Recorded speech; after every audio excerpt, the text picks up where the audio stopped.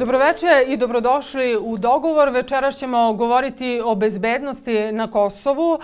Kakva je trenutna situacija? Ima li potencijala za eventualne sukobe? Čućemo od komandanta KFOR-a general-majora Lorenca D'Adarija. Dobroveče i dobrodošli na televiziju KFOR. Good afternoon to you. Thank you. Dakle, vi ste krajem novembra prošle godine preuzeli dužnost komandanta KFOR-a. Već par meseci ste tu, pa kakvi su vam utisci? Well, first of all, I would like to thank everybody for the welcome that I have had here in Kosovo. The situation, in my opinion, is calm. What I'm most concerned with is, in reality, this mixture of rhetoric and statements that do not help. They're very strong sometimes, and they create a situation that is very difficult, particularly for the people. Vama ovo zapravo nije prvi boravak na Kosovu. Vi ste ovdje već bili ranije u misiji. Kada je to bilo i koliko se situacija od onda promenila s obzirom da su na vlasti isti ljudi?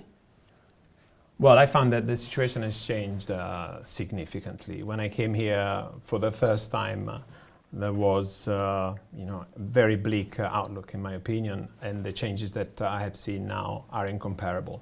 I think there is still a lot of a baggage of grief, and this is something that we'll need to take into account. But also, I have found that people is really wanting change. They really are ready for a change, and they expect it. Za kakve promjene su to spremni i šta očekuju? I believe people want to carry on with their life, to get out of this crisis and live a life that help them connect to the rest of Europe, to the world that is passing by, and we need to take opportunities of. Evo, obeležen je 17. mart i ovaj datum ima poseban značaj za Srbe na Kosovu. Nažalost, ne pamte ga po lepom. Na ovaj datum je pre 15 godina bio martovski pogrom. Dakle, stradali su građani, kuće, crkve, a i ovo mesto Čaglavica je pretrpelo štete. Međutim, reakcijom KFOR-a, a pre svega američkog kontingenta, ono je sačuvano, ali pored svega i dalje među lokalnim stanovništvom, pre svega i srpske zajednice, ovdje postoje strahovi. Pa nam recite, da li su ti strahovi opravdani? I certainly do not anticipate anything like that before. There is a completely different situation. I think the simple network of embassies and the obligations that all the institutions have nowadays are already a safety network for that. Also the attitude of the people. I think they're a lot more mature and, as I said before, ready for a change. Also, let me say, in any circumstances, we will continue to provide a safe and secure environment. This is our mission that we have mandated by the resolution of the United Nations Security Council 1244. And we'll do that in a way that is for everybody, and therefore impartially we will look at security in any case. But the only thing that I think, and I repeat what I said before, is the rhetoric that does not help. So create an environment that is ignitable, in my opinion, is the thing that helps less. Upravo ćemo se baviti tom retorikom. Naime, posljednjih meseci od predstavnika vlasti u Beogradu stižu upozorenja o nekakvim mogućim napadima na Srbe, a posebno na Srbe na severu Kosova. I ako pažljivo pratite izjave predsjednika Srbije Aleksandra Vučića i njegovih bliskih saradnika, pomislit ćete da je situacija na ivici eskalacije napada.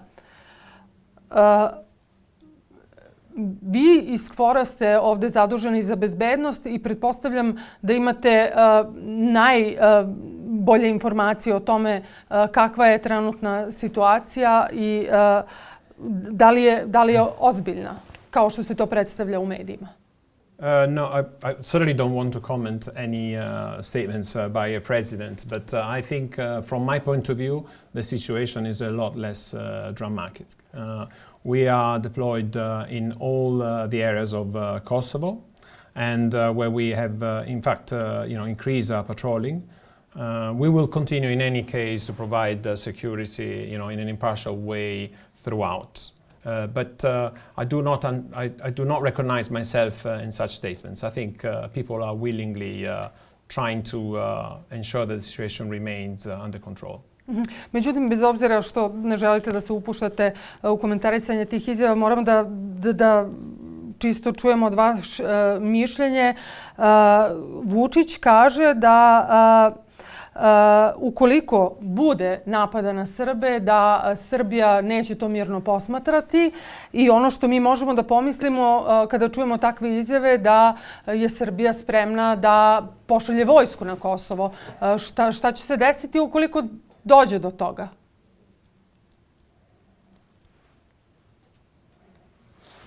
Well, I think first of all, if Serbia were to do something like that, it would be a very open violation of Resolution 1244. And of course, we are here to respect this resolution and to respect the military technical agreement that is still in force. But I would say that I have seen that indeed Serbia has been very restrained in the last few months. I can understand that there are an awful lot of things that needs to be put in place before things get so dramatic. So I think this is something that I would see incredibly far away from the situation we are now from. Na sever Kosova se nekako gleda sa posebnom pažnjom. Kako vama deluje situacija na severu? Evo, pripremajući se za ovaj razgovor, pročitala sam da ste rekli da je ta oblast i dalje talac političke situacije i da su ljudi zabrinuti za rešenje. Šta to zapravo znači? Well, I think at the moment people in the north of Kosovo are really in a sort of an undefined situation. There is no certainty yet, and they're very much dependent on what solution there will be and what will be the final outcome for their livelihood. And therefore, I can see that they are the most concerned, and we really try and connect to the people.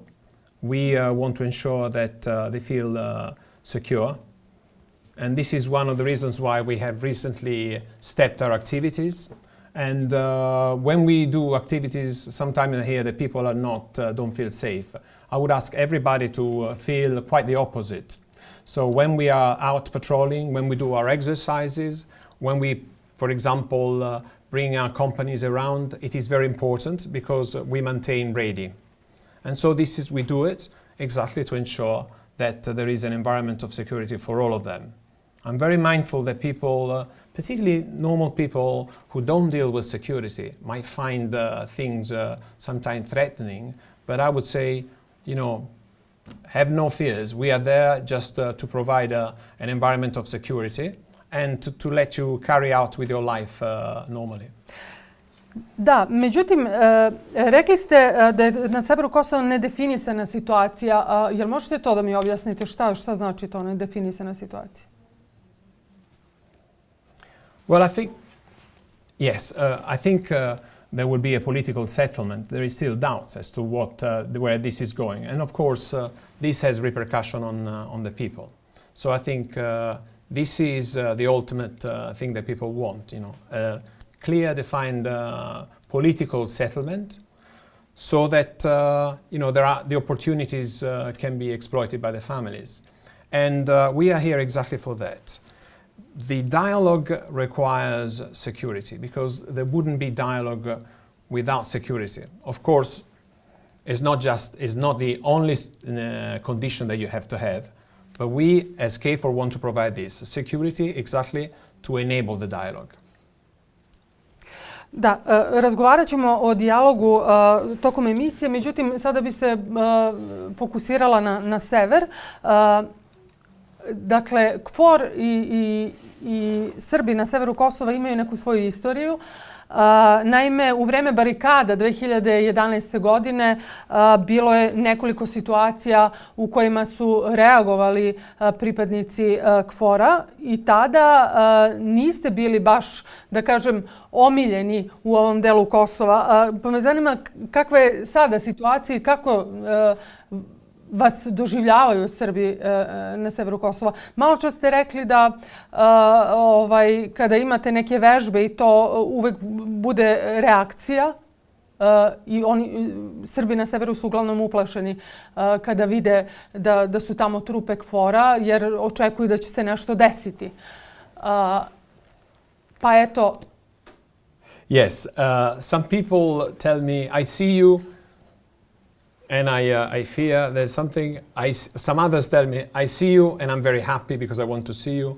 And all I want to say to everybody, if you see us, you might not always see us because sometimes it's 4 o'clock in the morning, but if you see us, be happy because we are doing our job, which is continue to patrol, continue to exercise, exactly to do what our job is. And we do it, we don't want to win a beauty contest or some elections. We are here just to do our mission, and our mission is to provide security for everyone. And certainly when people feel that the jeeps going round might be a threat to their security, I say, we're just doing the job for which we have been mandated to come here. Da li je KFOR i dalje međunarodna institucija koja uživa najviše poverenja na Kosovu? Well, I think that we try and do our best for the benefit of all the people. We have shown that we are impartial. We really want to ensure that whomever, irrespective of what their circumstances, enjoys security. We have recently increased our patrols only to enable this feeling of better security. We cannot be the most popular or we are the most popular, it doesn't matter. The important for us is that security is the most important thing. We also try and involve all the security organizations in the area, and indeed one of our objectives is also that the police are able to do their jobs and we have a very good relationship with them. Evo, sada ćemo za trenutak da zastanemo i da čujemo šta zapravo o bezbednosnoj situaciji i ovim najavama koje smo čuli od predstavnika vlasti u Srbiji, a tiču se bezbednosti, ali i šta misle o KFOR-u, čućemo šta misle zapravo građani, Gračanice i Prištine.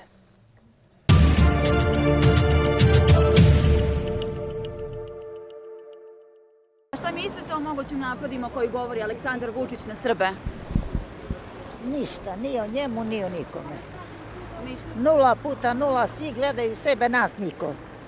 Jer ja sam ovdje i radila sam kod KFOR-a, 5 godina sam s njima bila i znam sve šta rade. I nisu dobri. A da li verujete u KFOR? U KFOR ne verujem toliko zbog toga što su se do sada pokazali kao totalno neaktivni, jer u osnovom imamo 2004. godinu, odnosno 2003. godinu kad su bili oni martovski pogromi i znači mi možemo da se pouzdamo samo u sami sebe. Ništa ne verujem u KFOR. Do sad ništa nisu radili protiv Srba. Može svašta da bude. A od koga očekujete da vas brani? Od koga? Pa od Srbije. Samog sebe. Domaćin ako ne brani svoju kuću, on nije domaćin. A da li verujete u KFOR? Kako? KFOR? Pa KFOR da verujemo ne bi nas bombardovalo. To je izdaja. Da li može doći do eskalacije sukoba na Kosovu? Nikako. Neće da dođe i nema ni zašto da dođe. Jer svaki hoće da živi u miru. A da li verujete KFOR-u? Verujem. KFOR-u verujem, pošto KFOR je onaj ko nas čuva i Srbe i Albance i bilo koga ovde na Kosovu. To ni Srbija na kraju neće htjeti. jer posljedice rata su teške. Da li verujete KFOR-u? Pa da ne verujem, ne bi bio tu. Ja mislim da ima dosta pametnih ljudi koji razumeju i koji misle o budućnosti. Ova naroda, bez obzira. Tako da mislim da je za mene to jedno pitanje koje nema neku vrednost. Da li verujete KFOR-u? Pa verujem zato što za celo ovo vreme dok su ovde bili, znači nije bilo, sem u nekim slučajima, nekim situacijama, bile znači eskalacije. Tu je NATO pakt, on rešava sve ovo. Tako da ja verujem u to, treba da veruju i Srbi u to.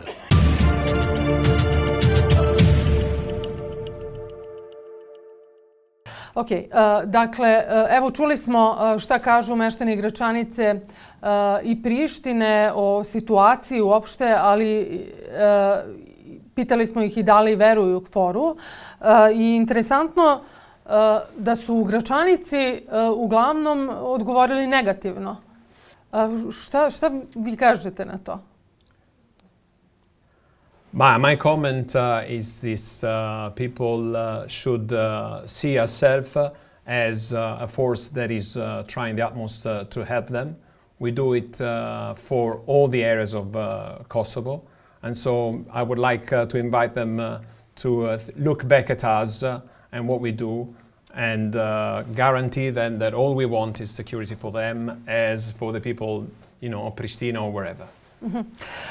KFOR trenutno ima 5000 pripadnika na Kosovu. Hoće li taj broj vojnika ostati još dugo tako ili možemo da očekujemo neku korekciju broja pripadnika? So, the number of personnel that we have in KFOR is about 3,600. So this is the strength of KFOR that has been for some time. They come from 28 nations.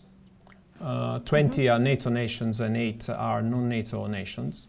I do expect this commitment to remain unchanged. In fact, our Secretary General has recently stated that. And in fact, I picked from our nation's, concern and continued commitment, even in these last few weeks. Of course, what we'll do is evolve with the conditions here in Kosovo.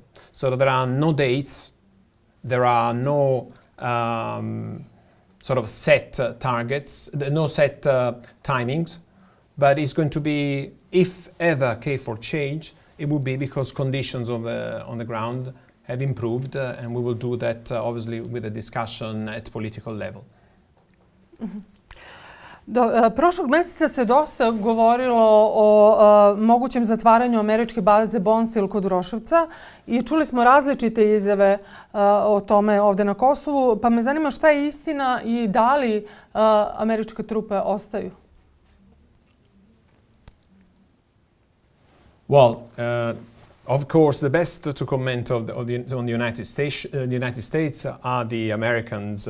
I'm a NATO officer. However, I do not have any news whatsoever of the Americans reducing their numbers. Indeed, the Americans have recently restated their commitment, and also, I must say, the Americans are the most numerous contingent here in KFOR. And they have shown very much commitment to this area. So I would not expect anything like that to happen in the near future. Dobro, u svakom slučaju verujem da možete da komentarišete kosovske bezbednosne snage. Pošto se moje sljedeće pitanje odnosi upravo na to, na njih, odnosno zanima me kakva je saradnja KFOR-a sa kosovskim bezbednosnim snagama sada?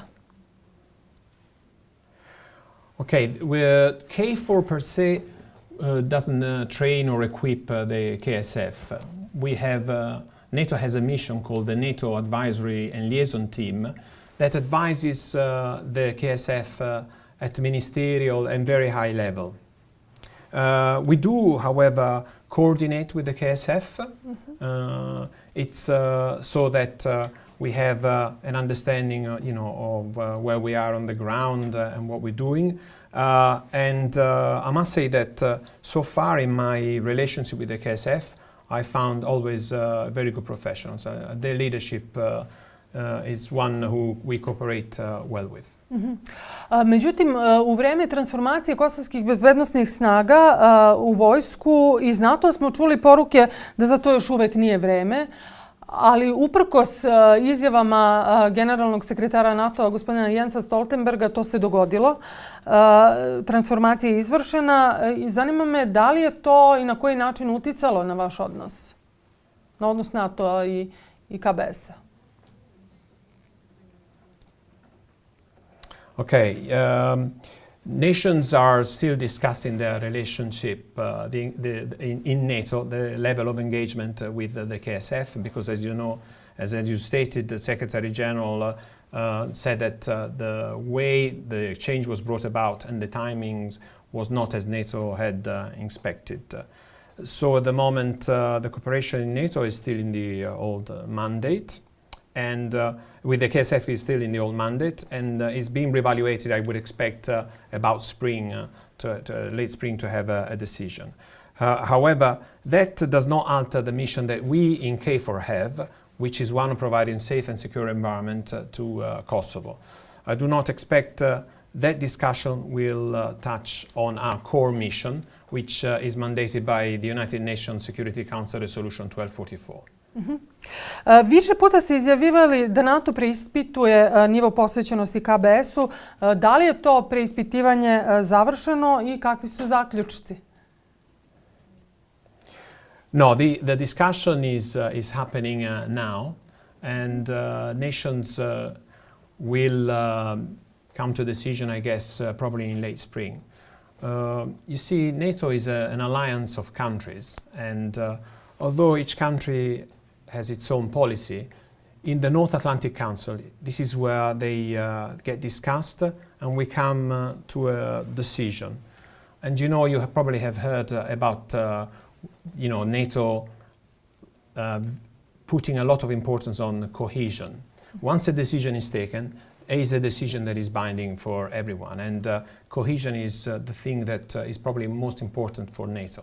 And therefore, I would expect once a policy will be decided in the North Atlantic Council, then we will be abiding to that. Iako u kosovskim bezbednosnim snagama ima i pripadnika srpske zajednice, među ogromnom većinom srpskog stanovništva se na njih ne gleda dobronamerno, da kažem, i pomalo se strahuje od tih snaga koje su proizašle iz Oslobodilačke vojske Kosova. Da li Srbi imaju razloga za brigu kada su u pitanju kosovske bezbednosne snage? Okay, in my exchanging with the leadership of the KSF, I found, as I said before, always a very good professional. And indeed, the way they are developing the officer corps is one of values and standards that are very much common to all our armed forces. So, in my opinion, they're growing as a good sort of group of professionals, and this, I think, is very encouraging and very important.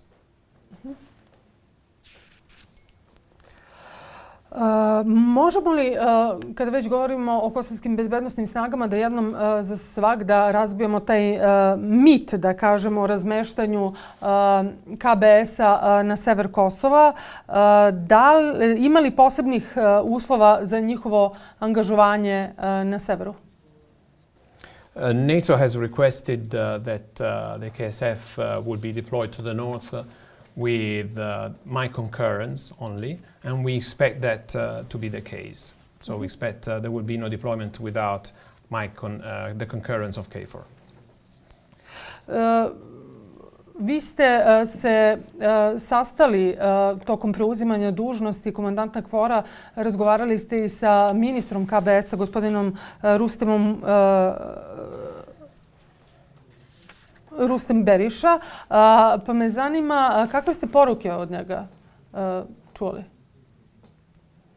Well, certainly very great pride for his officers and his people. So he was very much focused on this transition, And so my impression was really one of the wanting of creating an organization that is well grounded on sound military principles. Od predstavnika vlasti u Srbiji smo više puta čuli apele na Srbe ovde na Kosovu da se ne priključuju kosovskim bezbednosnim snagama. Kako vi na to gledate i jel možete to da nam prokomentarišete?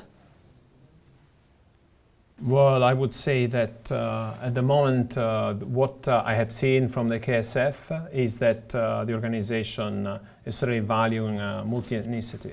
So I would say that this would be a good choice for somebody who wanted to develop that. Of course, that is an individual decision, but I have no ground to look otherwise. I've seen their leadership quite committed to make this multi-ethnic modern force. Osim što ste od preuzimanja mandata razgovarali sa albanskim političkim predstavnicima, razgovarali ste i sa Srbima, pa me zanima šta od njih čujete, šta vam kažu? Yes, I mean, I have been talking with officials both in Kosovo and Serbia about security, of course. We have had some very frank discussion. And it is very important that we do so because if at our level we have an environment where we avoid miscalculations, that is good. That's the best situation for the politicians to have their dialogue without having wrong impression and wrong signals. So I think it is very important that we as KFOR continue to maintain an environment where there are no surprises. This in the interest of the political dialogue to continue. Međutim, razgovarali ste sa lokalnim predstavnicima i nedavno ste posetili opštinu Novo Brdo. Tamo je bezbednost imovine, zapravo imovina je na udaru lopova. Hoće li biti patrola KFOR-a u ovoj opštini, s obzirom da to postaje baš ozbiljan problem za siromašno stanovništvo u Novobrdskom kraju? By all means, indeed, we had not had much contact with the mayor, so I asked to go see him exactly for that. We have heard this news and we have already in the last few weeks stepped up both exercises and patrolling in that area. I can see that there is a problem and we are very willing to cooperate, particularly with the Kosovo police, which we in KFOR call the first responder, so that they are the first people whom are looking after public order. And in order to ensure that this is looked after, even because it's a big of a sore point, and therefore if we can help, we will very gladly. And I've asked not just my patrols, but also my officers to look into that in cooperation with the police. Da, međutim, čini se da lokalno stanovništvo nema baš prevelikog poverenja u kosovsku policiju, jer nijedan od ovih slučajeva krađe do sada nije rešen, a imali smo i smenu komandira u tom kraju. Očigledno da postoji neki problem sa policijom. Well, there are problems for sure, because otherwise this wouldn't be happening. But we certainly cooperate with the police so that they can do their job better. And we're willing to do this because if it is in the interest of the people, it is in our interest. I'll tell you that. Nedavno ste se sastali sa ministrom za povratak i zajednice, ali i potpredsjednikom kosovske vlade u ostavci, Daliborom Jeftićem. I mi smo toga dana također bili kod gospodina Jeftića i razgovarali smo upravo o bezbednosnoj situaciji. I evo predlažem da ga čujemo šta on misli.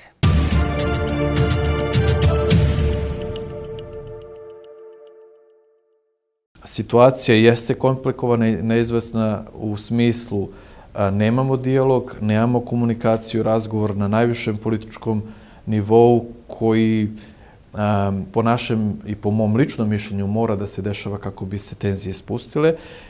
Donose se jednostrane odluke koje ne doprinose, ajde tako kažem, spuštenju tenzija, izgradnji poverenja na kraju krajeva.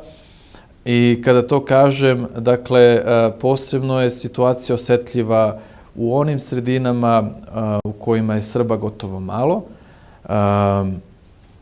Ja uvek negde ističem tu Metohiju, ali ne bih isključio i dalje nameru onih koji negde valjda žele i misle da kroz kreiranje nekakvih sukoba mogu da dođu do određenih ciljeva. KFOR je dužan po mandatu da obezbedi sigurno okruženje za sve i jeste naravno KFOR taj koji mora da osigura mir i sigurnost svim građanima bilo gde na Kosovu.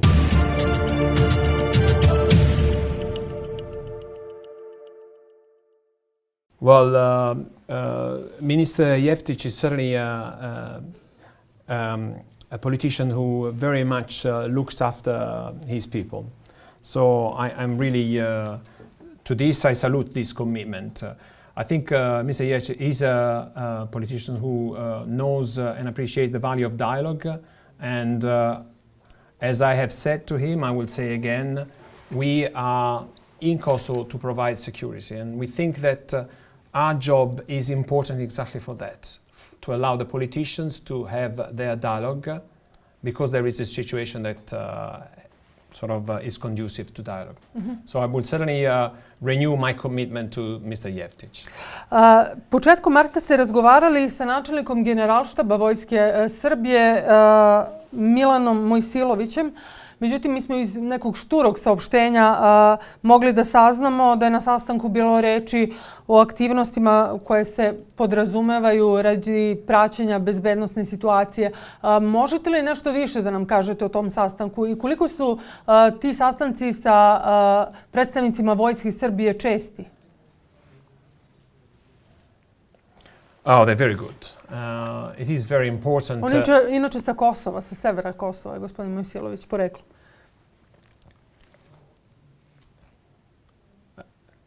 Sorry, this has been missed. He does. And he knows the area very well. But I think these meetings are very good because, you see, by meeting and discussing things about military, we ensure that we can represent to the politicians a situation that is most faithful to what is the ground truth, and that enables their dialogue. The discussion among military are always good everywhere because we military are more or less the same people, irrespective of where we are. We have a common education, we have a common set of ways we operate. So we very often understand the situation in the same ways, and therefore we can enable an environment when we discuss it where the surprises are reduced to the minimum. And this is what politicians need, to have a situation where they can make their decisions knowing exactly what are the truth on the ground and what are the possibilities for their discussion to happen without any disturbance. So we discussed security. I renew to him the commitment of KFOR to provide safe and secure environment in the whole of Kosovo. And also I renewed him my commitment to avoid any escalation of violence or anything that could degrade the environment, particularly in the north.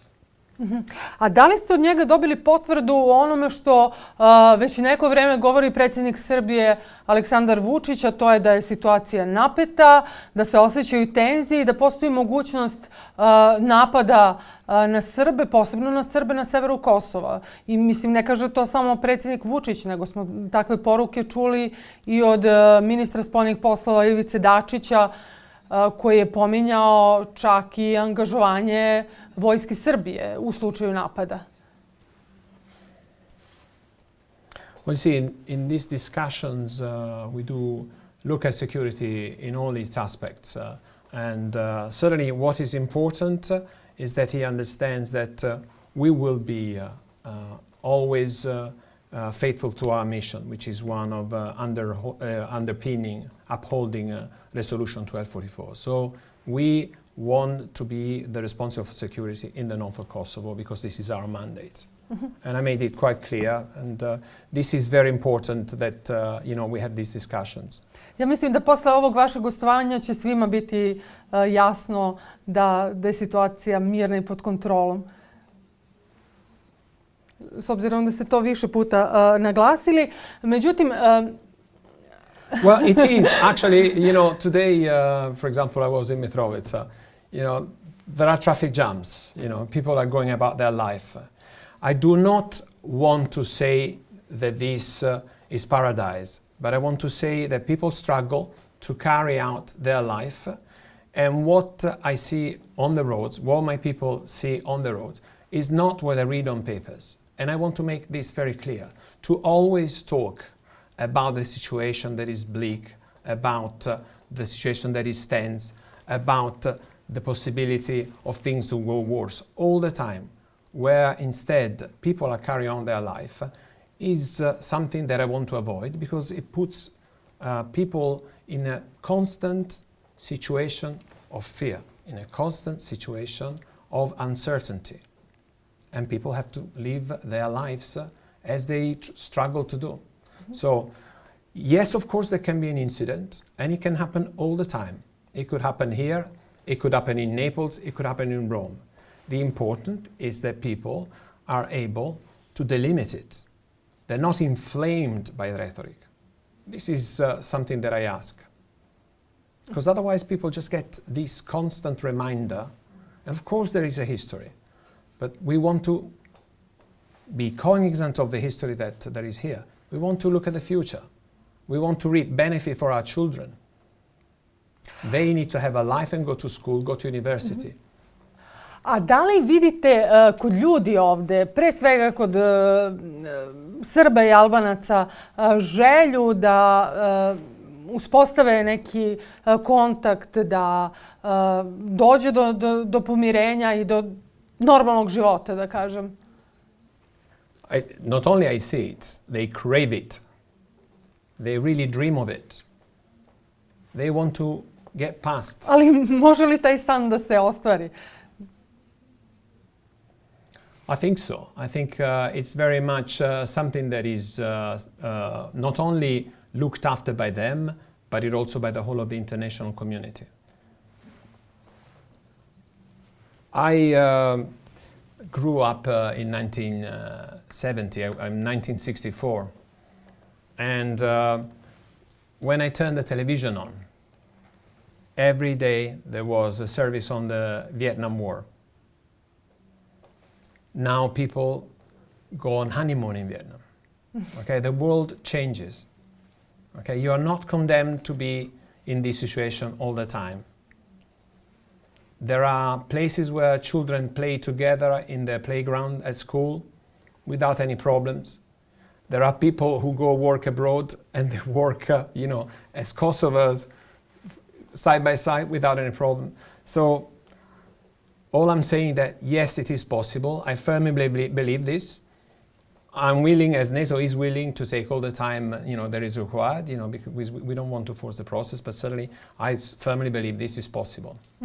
A verujete li da će jednoga dana mladi bračni parovi dolaziti na medeni mesec ovde na Kosovo? I think already people do. In fact, there are tourists here, and you now have a very nice airport. And I read on Lonely Planet that this was one of the 10 most promising destinations of 2018. So I think there are benefits to reap.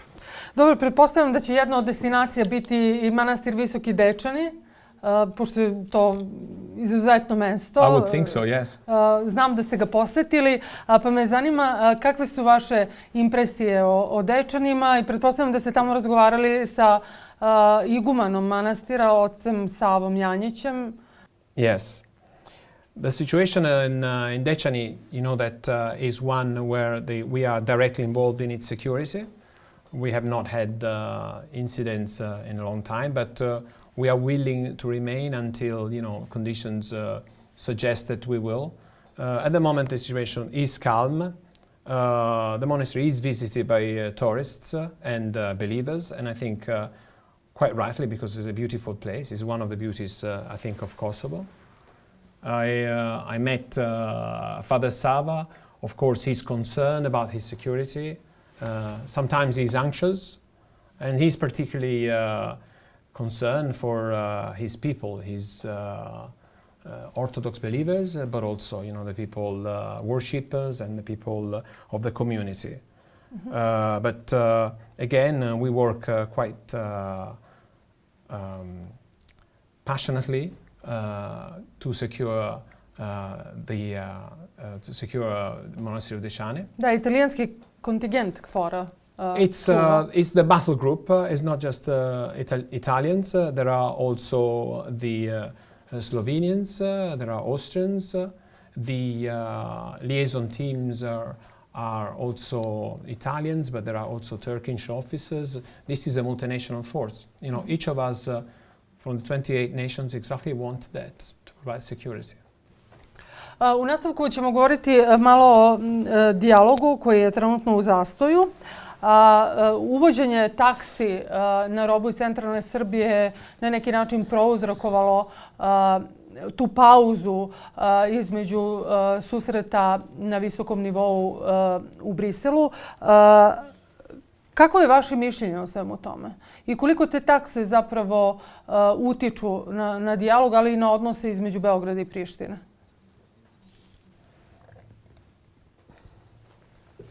I mean, the tariffs is certainly a political discussion, and of course, as a military, I often say that I'm not a politician and I don't do politics. But everything that has that then concerns security, that has consequences on security, it then becomes my business. I think the whole of the international community has been very clear about it. On the opportunity of lifting tariffs in order to enable the dialogue. I would say that I really look forward to the dialogue to start again.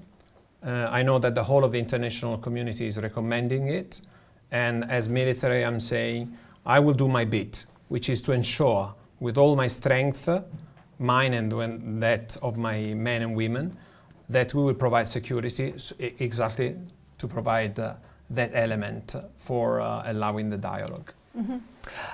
Međutim, Kosovska carina, ali i mediji kosovski izveštavaju o povremenim ilegalnim kretanjima robe iz centralne Srbije koje dolazi na Kosovo. Da li KFOR prati ta kretanja? Sjećam se da je bilo nekih novinskih izveštaja o tome da je u jednom trenutku KFOR reagovao kada... Well, we do patrol that area, quite often.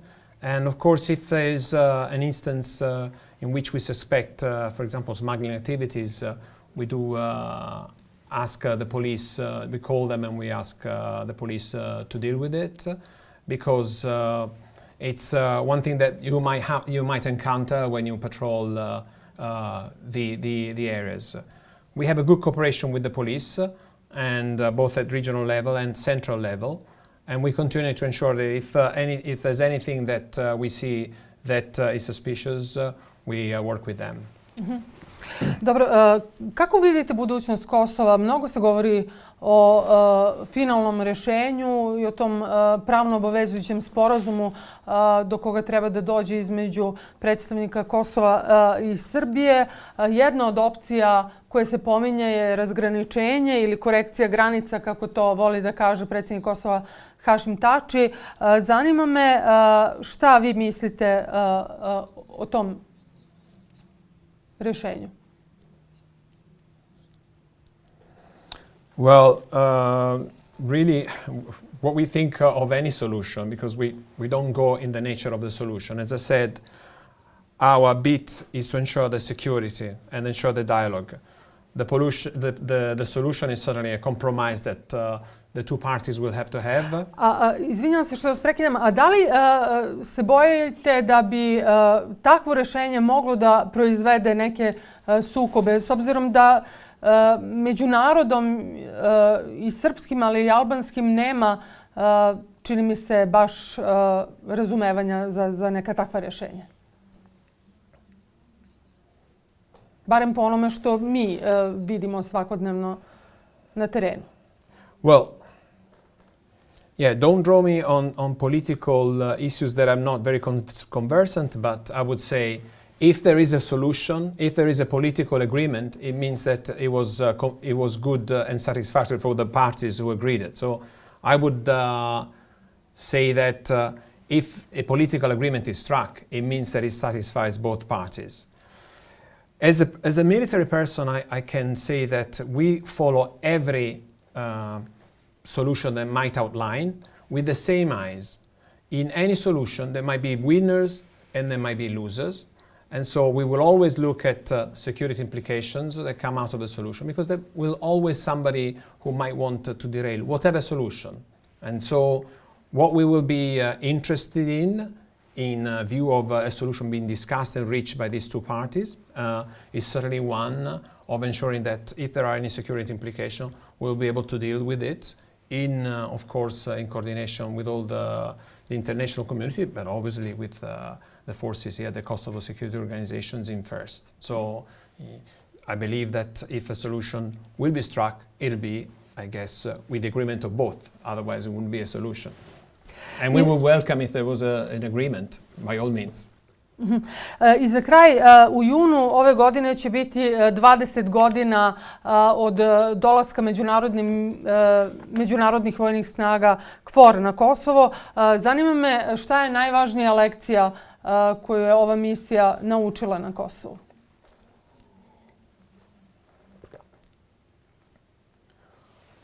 The most important lesson I think that this mission has learned is that it is possible to create changes if the international community wants. This has been a mission that since the outset has been able to provide security in this area. Remember when I came, the situation was really dire. We have had some bleak moments, but the path is clear. And so I go into these commemorations of the 20th year with a lot of pride for what NATO has done, with a lot of passion for what we have brought about in the population. I see here that I'm in amongst Europeans, my fellow Europeans. I really want this to be a success story, to be an area of my Europe where people can live their lives realizing all their dreams. And I think these 20 years are a good opportunity to see how much has changed, and so to understand how much will change in the future if we continue. And let me finish from where I started in this. It is very important that each of us do not fall trap of rhetoric. Each of us have a choice how we behave. Each of us have capacity to decide what to do. So let's look at the situation as it is. Let's not get into the flow of just the rhetoric that we hear, and let's think with our head. We all have a responsibility. If there is an incident, let's isolate it for what it is, a single incident on a path that, in my opinion, is very well marked, which is going to be progress. And I think I go into this 20-year commemorations with this sentiment, one of ensuring that with a daily engagement, not just by KFOR, by all the international organizations, by all the people of Kosovo who want to bring about a change, the feeling that we can do a lot more and that we can bring finally, a reasonable expectation to every young person in this country that there is a future for them. And Europe is a fantastic place. There are a lot worse places in the world, and so we all deserve to enjoy it and go tourists around Kosovo. Hvala vam, gospodine D'Adario, što ste bili gost ove emisije. My pleasure. Thank you very much. Poštovani gledaoci, bio je ovo dogovor sa komandantom KFOR-a Lorencom D'Adariom. Hvala i vama što ste nas gledali. Budite sa nama ponovo za 2 nedelje. Prijetno.